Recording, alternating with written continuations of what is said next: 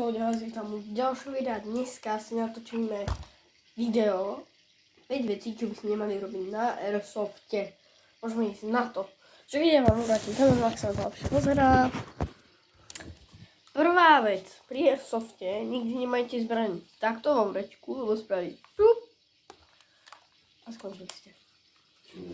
Rozbehnete sa proti niekomu, strelíte, myslíte to, tak on to strelí do vás. A keď to aj on myslí, tak ste skončili.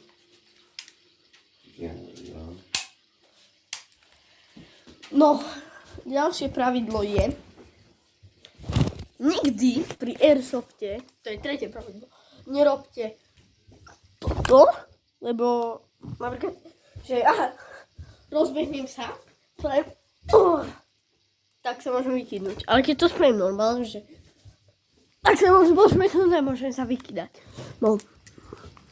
Tretie pravidlo je, nikdy nemajte, teraz tuto, nikdy nemajte zaistenú zbraň, lebo keď si to zaistíte, tak si skončí. Napríklad ako ja. Tak keď mi to pôjde teraz.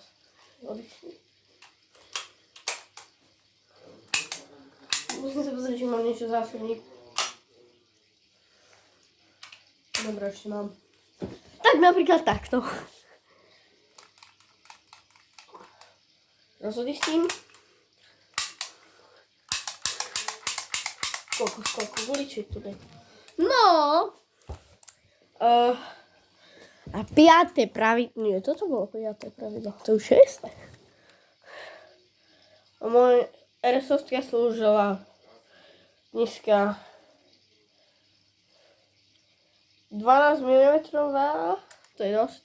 Takže takáto Airsoftka nám dneska slúžila v našom ukážke 5 vecí, čo by si nemali robiť na Airsofte. Čus!